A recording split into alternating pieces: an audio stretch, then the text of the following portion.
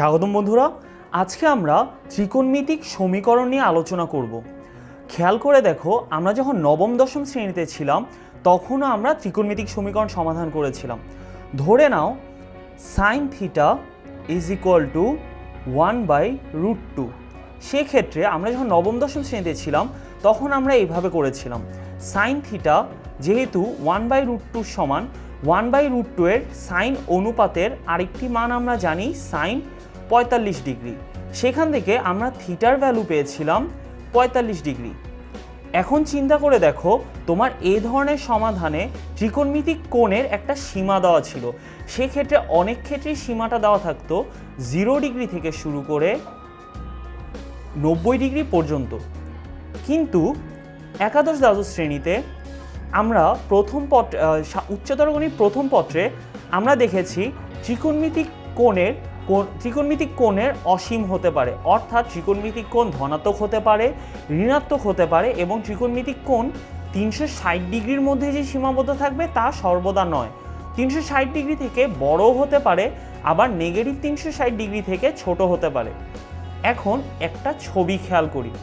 ধরে নেই ও এক্স এবং ও ওয়াই যথাক্রমে এক্স অক্ষ এবং ওয়াই অক্ষ সূচিত করে। ও এক্স রশ্মি এবং ওপি রশ্মি নিজেদের মধ্যে 45 ডিগ্রি কোণ গঠন করে। এখন ও এক্স রশ্মিটি স্থির এবং ওপি রশ্মিটি আমার মুভ করতে পারবে। এখন এই চিত্রের জন্য আমি এই উদাহরণটি ব্যাখ্যা করতে পারবো। Sine theta is equal to 1/√2 এর জন্য sine theta is equal to sine 45 degree, অর্থাৎ theta is equal to 45 degree. এখন চিন্তা করে দেখো, এটি প্রথম চতুর্ভাগ, এটিকে বলা হয় প্রথম চতুর্ভাগ।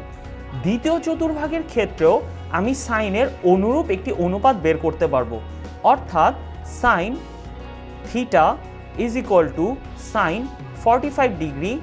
এখানে আমি 45 ডিগ্রির পরিবর্তে ব্যবহার করতে পারবো সাইন 180 ডিগ্রি মাইনাস 45 ডিগ্রি।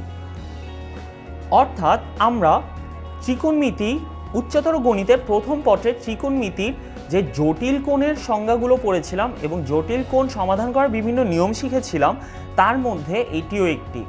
অর্থাৎ 180 ডিগ্রি থেকে মাইনাস 45 ডিগ্রি বাদ দিলে আমার সাইন অনুপাতেরও কোনো পরিবর্তন হবে না এবং সাইনের আগেও কোনো চিহ্নের পরিবর্তন হবে না। সেখান থেকে আমি আবার পাবো theta is equal to 135 degree. অনুরূপভাবে আমি sine theta is equal to sine 45 degree লিখে সাইন 45-এর পরিবর্তে আমরা আরও লিখতে পারবো সাইন 360 ডিগ্রি প্লাস 45 ডিগ্রি। অর্থাৎ এখান থেকে আমি পাবো theta is equal to sine 305 degree. Theta is equal to 305 degree পাবো।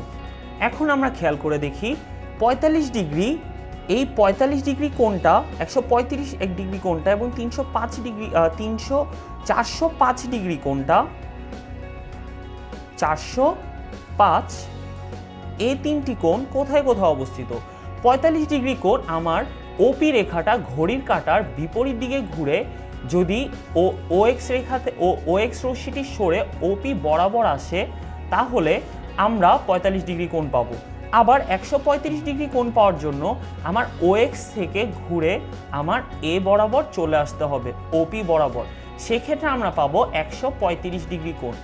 আবার আমার যদি 405 ডিগ্রি কোণ পেতে চাই, তাহলে আমাকে এভাবে 135 ডিগ্রি কোণ ঘুরে 360 ডিগ্রি হয়ে আবার 345 ডিগ্রি কোণ আরও ঘড়ির কাঁটার বিপরীত দিকে মুভ করব। এতে করে আমি পুনরায় ওপি রেখাটাতে ফিরে যাব। অর্থাৎ ত্রিকোণমিতিক সমীকরণের মাধ্যমে এইভাবে ত্রিকোণমিতিক সমীকরণে বিভিন্ন সূত্র এবং শর্তাবলী ব্যবহার করে আমরা থিটার শুধুমাত্র একটি না একাধিক মান বের করতে পারি। আমাদের এই উদাহরণ থেকে, অর্থাৎ sine theta is equal to 1/√2 থেকে আমরা প্রকৃতপক্ষে থিটার অনেকগুলো মান পেতে পারি। উদাহরণস্বরূপ 45 degree, 135 degree, 405 degree, -315 degree, -225 degree এবং অনুরূপভাবে আরও অসংখ্য কোণ পেতে পারবো।